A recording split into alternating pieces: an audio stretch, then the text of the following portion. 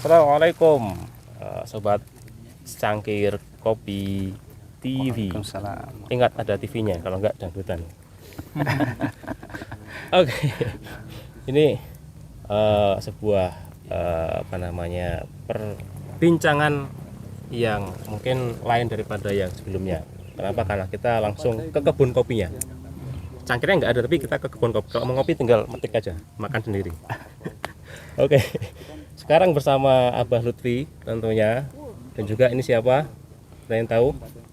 Ada yang tahu? Beliau katanya nggak mau terkenal, tapi yang terkenal produknya aja. Beliau adalah Mas Muhammad Mastur.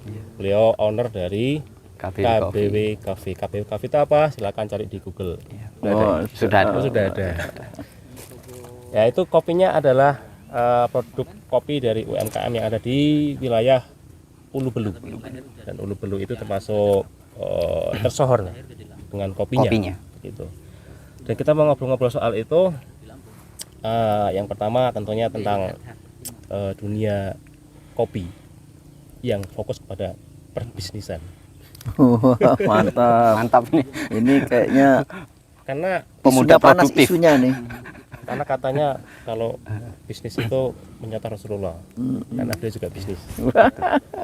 Nah, itu kita mau bincang-bincang soal bisnis itu seperti apa ala Rasulullah. Nah, itu kita mau mohon pencerahan kepada Abah Lutfi, dan nanti mungkin Mas Master bisa sedikit memberikan gambaran bisnisnya sekarang sudah menjamur kemana aja. Iya. Gitu. Jaringnya seperti apa, terus sistemnya Sistem pemasarannya seperti apa? MLM atau bukan? Bukan. Bukan.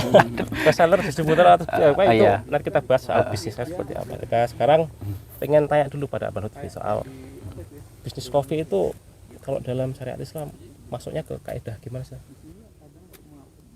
Mau apa dulu? Banyak berarti. Banyak dong. Banyak. Bisnis kopi itu banyak. Kalau kebunnya nanti bisa bagi hasil pengelolaan kebun. Pembahasan pertama soal kebunnya.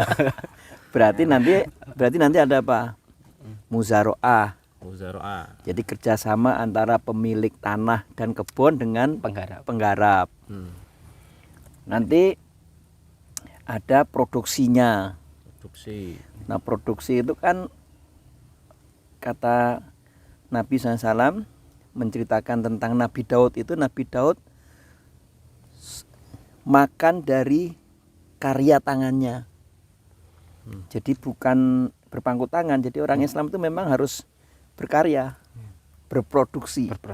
Nah, ini kan kayaknya UMKM KBW Cafe ini kayaknya salah satunya itu tadi.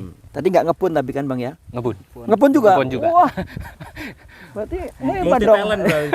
Dari hulu sampai sampai hilir dari habis petani, deh. produksi, pemasaran juga. Wah. Terus yang ketiga pemasarannya. Iya, Sudah nonton belum videonya? Ada di link di atas. Iya. Ada detail untuk mukadimahnya ada di sana.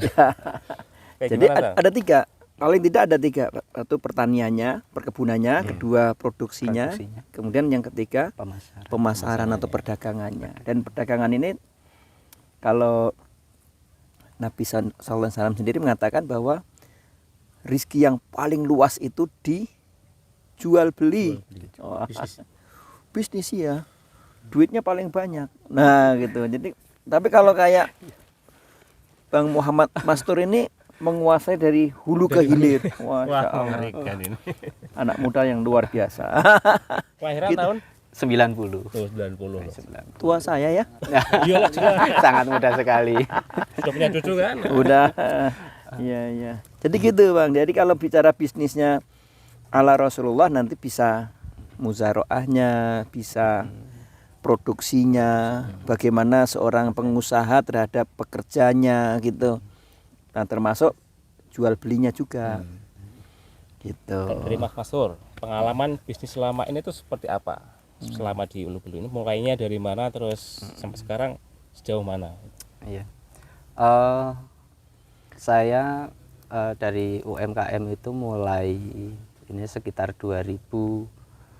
2016 ya, 2016 itu sudah mulai jalan dari packing ala kadarnya sesuai kemampuan kita. Ya itu 1 tahun itu saya hitung kayaknya sekitar 300 bungkus, Pak. Setahun. 1 tahun. Berarti kalau dihitung per hari Per hari belum tentu kejual. belum tentu kejual. Karena masih asing, artinya ya untuk produk kopi sendiri kalau misalkan dari UMKM kayaknya belum terlalu banyak diminati tahun Tahun itu ya, belum 15-16 itu. itu belum apa. Iya, benar. Terus suka dukanya gimana bisnis selama ini? Jadi berawal dari kejenuhan. Dari awalnya saya bikin usaha kopi ini karena jenuh dari kegiatan gonta-ganti juga. sampai diwul juga pernah, sampai artinya dari biaya produksi sama penjualan itu berbanding terbalik, jadi minus 100% ya pernah. Karena pengennya meningkatkan Penjualan? apa namanya petani itu ada yang ngopeni, ternyata kita juga malah jatuh sendiri. Jadi beli singkongnya per kilonya 2.000, 1 kilo tiwul itu 5 kilo singkong saya jual dengan harga 12.000. Dari bahan baku aja kita udah 10.000 gitu. Kita jualnya 12, belum bayar karyawannya 3.000 per kilo. Berarti udah jauh banget. Terus sampai kita akhirnya memutuskan ke kopi sama gula semut. Kopi sama gula aren itu yang dibikin butiran. Itu ya, dari situlah mulai kelihatan pundi-pundinya. Tahun kedua, tahun ketiga mulai naik terus dari ini. Grafik penjualannya naik, meningkat. Suka dukanya seperti itu sampai kita juga pernah bahas itu kan, motivasi bisnis waktu itu. Oh iya, sama Pak Ali. Pak Ali. Masya Allah, ya. Jadi musim pandemi ini memang waduh Luar biasa. ada yang jatuh bangun. Ada yang bangun, ada yang enggak diharap Nusa. Terus pernah enggak di dalam bisnis ini berbenturan, ada posisi di mana kita berbenturan dengan ini benar enggak sih secara agama atau salah enggak sih? Itu pernah enggak sampai seperti itu? Iya. Pernah, yang jelas dalam mungkin sistem penjualan ya. Ini maksudnya ketika saya jual dengan metode seperti ini sebenarnya saya salah atau udah mengambil keputusan yang benar atau masih ini, kadang saya masih juga belum ini. Artinya perlu pembekalan masalah ketika kita sistem jual beli, terus ini juga perlu lah kita pasukan kan untuk buka ada 3 bagian tadi kan. Lahannya, Musyaroah, produksinya, pemasarannya. pemasarannya. Kira-kira ada nggak yang pengen ditanyakan soal 3 itu pada Mbak Lutfi? Ini Mbak Lutfi, kalau misalkan sistem jual beli atau berdagangnya Rasulullah itu seperti apa, biar siapa tahu yang muda-muda seperti ini ada gambaran ke arah sana. Jadi Jual belinya dulu nih Bang Destur nih. Langsung depan dulu. Oh, jual Pemasaran belinya dulu. Memang jual beli ini paling riskan sekali nih. riskan nih ya. Sebenarnya ada beberapa adab ya dalam jual beli nih. Mungkin saya jelaskan dikit ya. Dari sisi rizki memang jual beli itu pintu rizki yang paling luas. Pintu rizki yang paling luas dibandingkan usaha-usaha yang lain. Karena jual beli ini selalu pasti ada dalam kehidupan kita. Nah, ada beberapa poin yang diingatkan oleh Rasulullah dalam konteks jual beli. Ya, jual beli itu. Pertama misalnya harus kejujuran. Jual beli itu harus jujur. Misalnya begini, kalau bagus barangnya ya bilang bagus. Kalau barangnya ada cacat, harus bilang ada cacat. Kayak kopi kan juga beresiko kan disortirnya bagaimana. Iya, ada. Misalnya kalau di kopi mungkin ini saya ngelihatnya barangkali misalnya kita tanya ini buah apa? Tadi kalau saya dengar ada kopi biji merah sama kopi asalan tidak merahnya, ada hijaunya gitu. Iya, asalan. Ada yang hijau, ada yang merah, campuran. Yang misalnya kita misalnya jualnya yang campur. Tapi kita bilang ini semuanya petik merah padahal campurannya itu yang tentu tidak boleh. Tidak boleh. Berarti kita sudah berbohong, Pak. Jadi berbohong. Produknya tidak sesuai dengan yang kita jual dan itu tidak boleh. Nah, terus yang kedua, kalau ada kerjasama nih, kerjasama itu juga harus jujur antara dua orang yang berserikat bekerja sama. Jadi kalau misalnya Bang Mastur ini pemilik produk, kemudian bekerja sama dengan resellernya misalnya, ya harus jelas perjanjiannya. Nggak boleh saling mendolimi, mengkhianati. Satunya nggak boleh main harga, bawahnya main harga semua. Main harga. Nanti perang harga. Ya artinya harus sesuai dengan apa yang dipersyaratkan. Sesuai Jadi dengan MOU-nya. MOU-nya kesepakatannya gimana? Jangan sampai nanti saling mengkhianati di belakang. Kata Nabi SAW, kita dua orang yang berserikat itu akan mendapatkan berkah dari jual belinya selama mereka tidak saling mengkhianati. Nah, gitu. Ya kalau misalnya ada biaya-biaya dan lain-lain yang memang itu fondamen, ya harus segera dibicarakan sehingga tidak boleh nanti salah satu pihak merasa dirugikan. Jadi kalau jual beli Nabi itu kalau barangnya bagus ya bagus, kalau ada cacatnya ya kalau dia tahu harus disebutkan cacatnya. Jangan bilang, "Oh ini bagus," ternyata cacat. Ternyata ada cacatnya. Terus yang kedua kalau berserikat itu mesti harus saling menjaga kepercayaan. Tidak boleh saling mengkhianati. Nah, ini penting sekali dan keberkahannya di situ. Keberkahannya jual beli itu saling percaya. Nah, kalau sudah tidak saling percaya itu nanti ujung-ujungnya kemungkinannya dari sisi bisnis kedua-duanya juga akan hancur. Silaturahmi juga terputus. Silaturahmi terputus dan lain-lain. Itu sangat pokok itu. Nah, ketiga ini yang mungkin juga sebenarnya hampir mirip-mirip yang nomor 1 dan 2. Itu kalau janji atau saling memberi syarat misalnya, itu juga harus dipenuhin. Dan itu sifat ciri dari seorang muslim. Orang muslim itu memegang janji. Memegang janji. Jadi al-muslimu ala syurutihim. Orang Islam itu memegang apa yang dipersyaratkan, sepakat, apa yang disepakati. Jadi jangan sampai ingkar janji. Saya kira jangankan pakai agama ya, di dalam undang-undang jual beli perdagangan kalau orang membuat MOU saja selalu diingatkan jangan sampai gagal janji gitu. Itu dalam sisi bisnis yang umum, apalagi kalau dipandang dari sisi agama. Karena pertanggungjawabannya ketidaktepatan janji itu bukan hanya dua orang yang berbisnis nih, tapi nanti dipertanggungjawabkan di hadapan Allah gitu. Kalau orang Islam tuh begitu. Buat main-main main-main tidak tepat janji itu. Makanya ada guyonan di Indonesia itu, ada candaan nih yang menurut saya harus diperbaiki.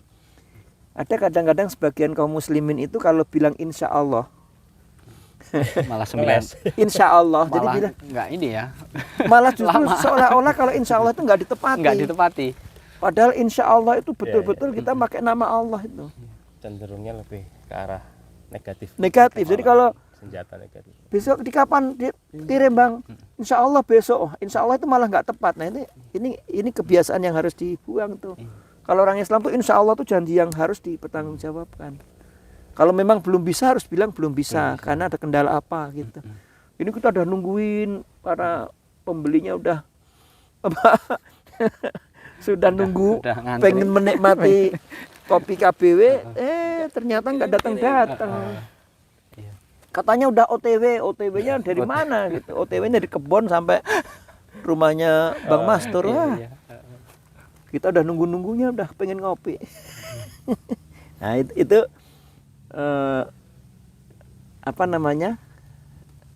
akhlak ya, kaidah-kaidah penting dalam jual beli.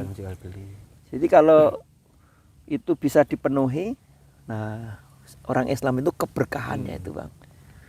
Keberkahan itu subhanallah, kalau udah bicara berkah itu kayaknya dikit, tapi hasilnya baik. Jadi makanya para ulama kita kan kalau nyebut berkah, kita nyari berkah. Apa Apa sih berkah itu apa? Itu makanya para ulama menyebutnya apa? Ziyadatul khair. Tambah kebaikannya. Jadi belum tentu banyak itu berkah, belum tentu. Belum tentu. Nah, kalau berkah itu kadang-kadang kelihatannya sedikit tapi nyukupi. Gitu. Banyak, ada yang banyak tapi nggak nyukupin karena ndak berkah.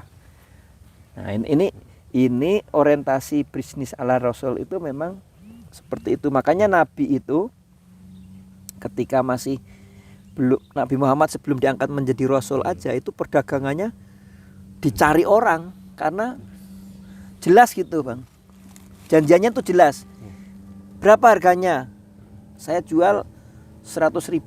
Ditawar berapa? Kalau 80 boleh enggak?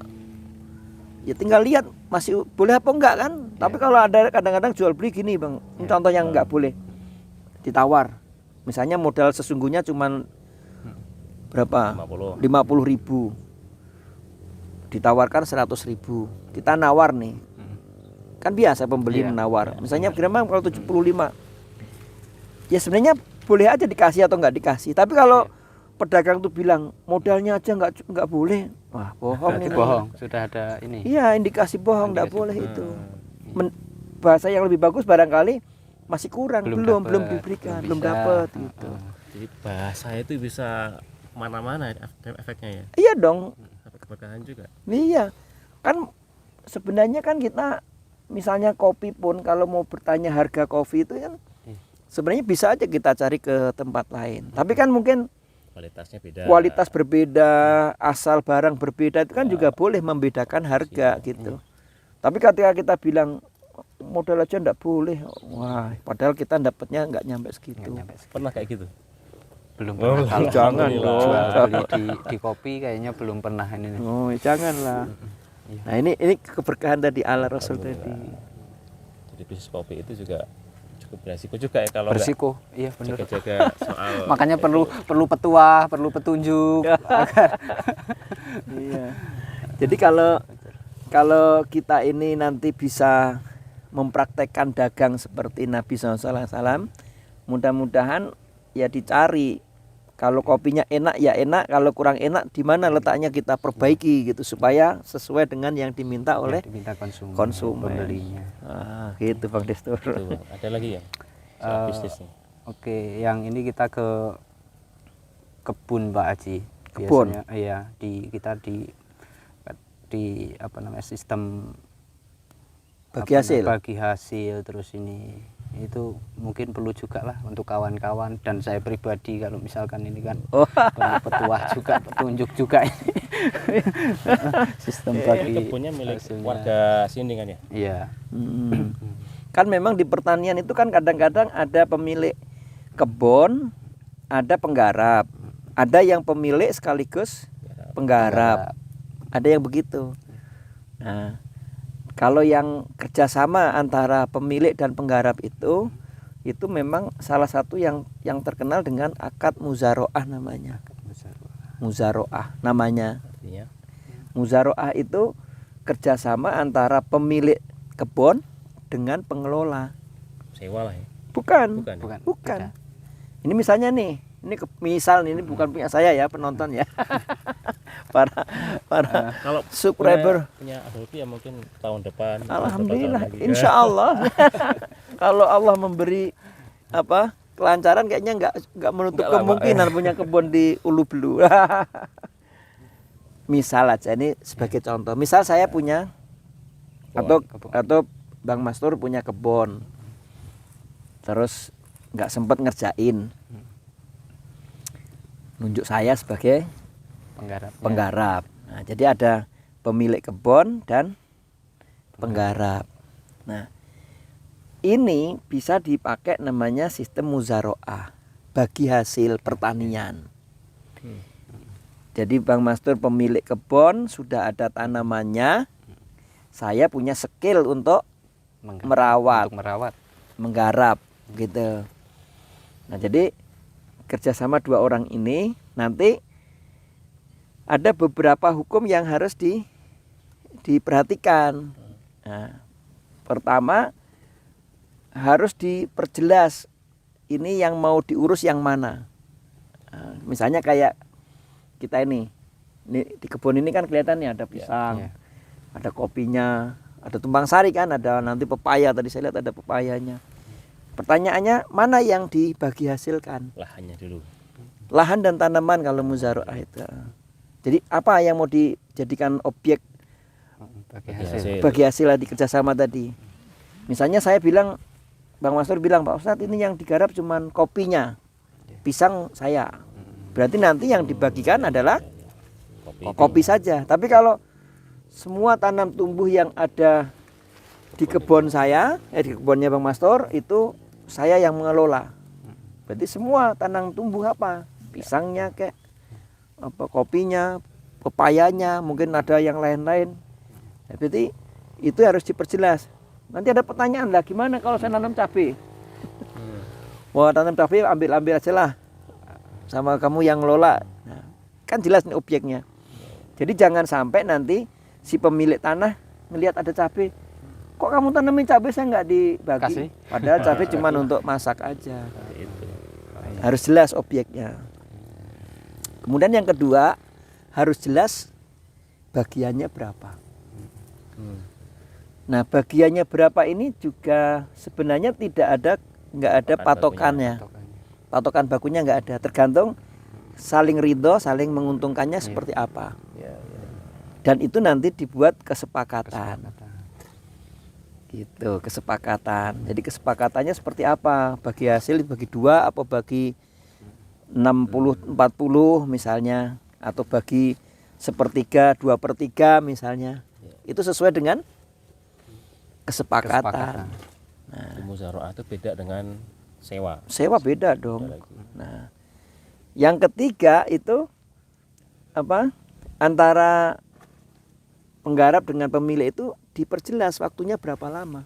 Iya. Walaupun itu garap Iya, harus diperjelas ya. ya mau berapa lama garapnya. Makanya kalau garapnya ini kan sebenarnya hukum muzaroah ini salah satu dasar hukumnya itu apa yang dilakukan oleh sahabat Umar bin Khattab.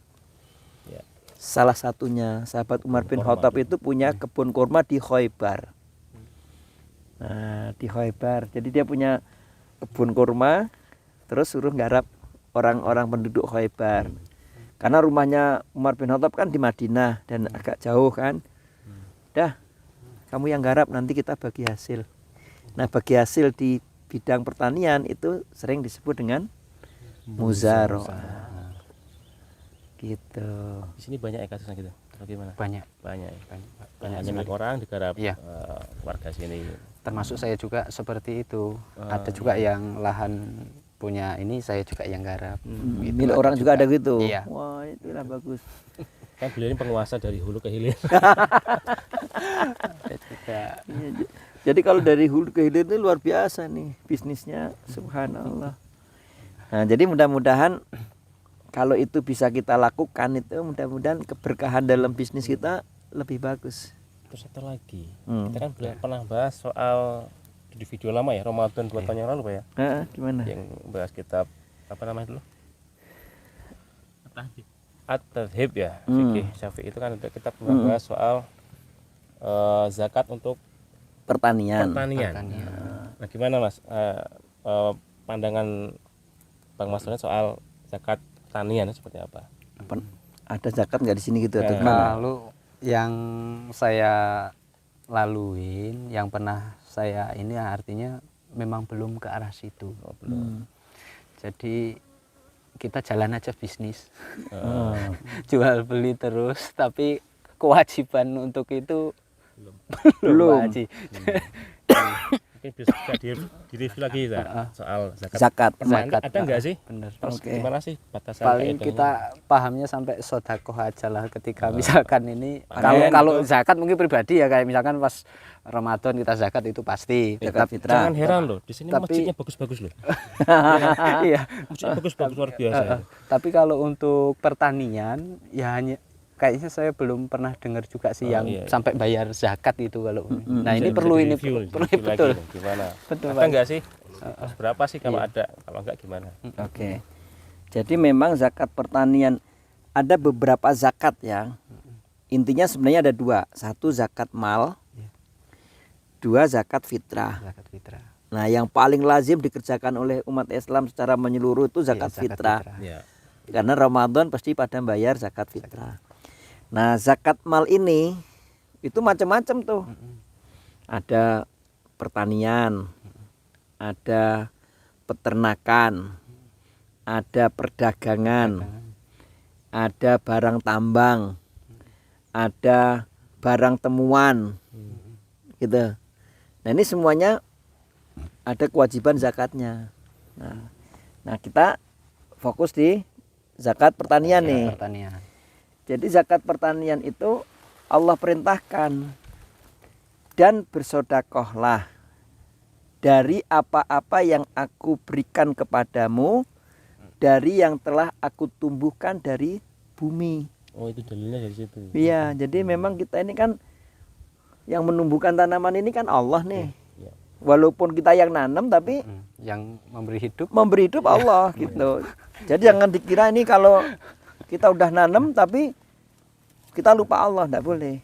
Karena memang yang menumbuhkan itu tanaman itu Allah gitu. Nah, karena yang memberi rizki itu Allah, maka nanti ada kewajiban zakat. Nah, kapan kewajiban zakat itu? Yaitu kalau sampai nisab. Nisab. Nisab itu jumlahnya cukup untuk kewajiban membayar zakat.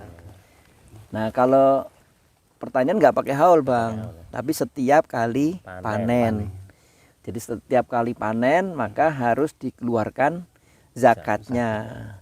Kalau sampai nisab. Nah, nisabnya. Nah, sekarang zakat pertanian nanti pertanyaannya gini dulu, jangan berapa nisabnya. Ini kan kopi nih, kita baru fokusnya di kopi nih. Kopi. Memang ada beberapa ulama berbeda pendapat, apakah kopi itu wajib zakat atau tidak. Gitu. Kalau madhab Syafi'i itu yang paling jelas itu yang wajib zakat itu setiap tanaman yang kaitannya dengan makanan pokok. Oh, makanan pokok. Makanan pokok. Jadi hubungannya selalu makanan pokok. Kurma, panen kurma, panen anggur, gandum, beras gitu. Nah, memang di beberapa ulama berbeda apakah kopi ini termasuk yang wajib dizakati atau tidak. Tapi karena kopi ini komoditas yang bagus, hasilnya juga besar. Kalau pas lagi ngatum katanya orang sini mah itu kayaknya sekali panen langsung beli Pak Jero. Pak Jero. Bukan Bu Jero. Bukan lagi Bu Jero tapi Pak Jero. Katanya begitu kalau udah panennya. Iya begitu ya. Sampai begitu. sampai Yang lebar-lebar kan gitu, Bang. Nah, makanya terus kemudian para ulama ada yang beristihad bahwa kaidahnya misalnya hasil pertanian apa yang wajib zakati? Yang bisa ditimbang dan bisa diawetkan. berarti termasuk kopi itu. Kopi dong. Ya, Harus bayar pajak. bisa ditimbang, diukur dan bisa diawetkan. Kan kalau pencinta kopi itu katanya ada yang kopi sampai diawetkan 50 tahun. Apa namanya? Jenis kopi apa ini? Itu apa itu? Semuanya bisa. Bisa ya. Mau robusta, arabica bisa. Bisa ya. Ya. Lebih Iya. buat Nah, jadi Lebih mahal karena masanya itu masanya tadi. 50 tahun. Kalau rasa ya mungkin ya nggak jauh beda, tetap kopi lah. jadi dia kan bisa diawetkan, Iya. ditimbun segala macam. Nah, itu sehingga tetap kena zakat. oh, jadi kena zakat. Gitu. Nah, berapa besarannya? Apa nih? Nah, zakatnya berapa besarannya? Kalau lihat hadis Nabi SAW itu sederhana. Kalau itu diairi dari langit, maksudnya apa? Air hujan itu ya. Air langit maka dizakatinya 10%. Tapi kalau diairinya dari selain air hujan pakai usaha, misalnya dipikulin air atau dibikin sumur sedot atau pakai timba, pokoknya selain air hujan dan tanaman sendiri kan ada yang bisa mempertahankan hidup kan akarnya, tanpa disiram juga dia tetap hidup. Tetap hidup. Nah, itu yang pakai pengairan itu 5% zakatnya. Nah, nisabnya bagaimana?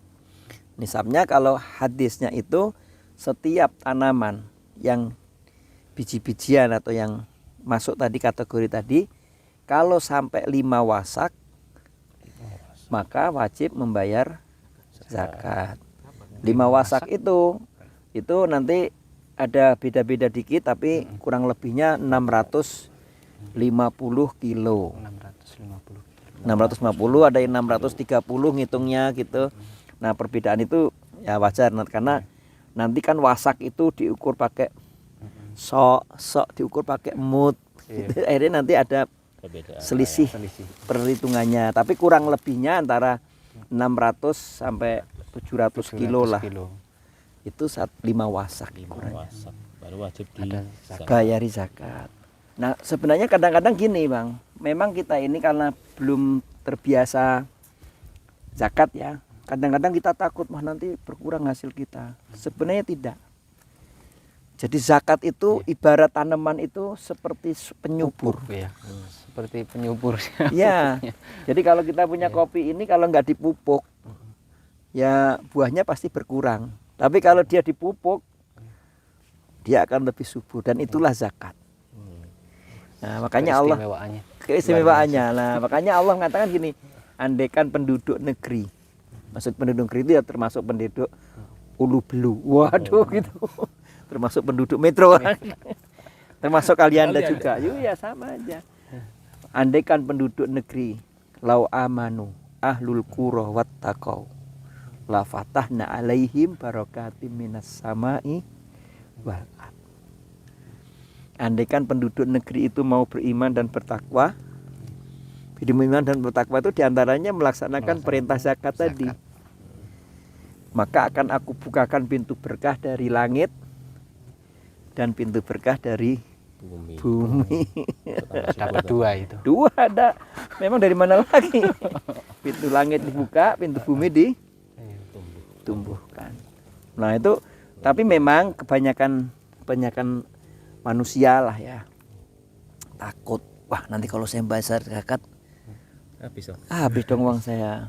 Nah, padahal secara ekonomi berkurang. Ya, hitungan uangnya berkurang, tapi tadi ekonominya berkurang. Seperti tadi pupuk tadi. Betul. Kan kalau ditanya, sayang nggak petani mupuk pohon ini? Sayang, kadang sayang. Akhirnya nggak beras ini.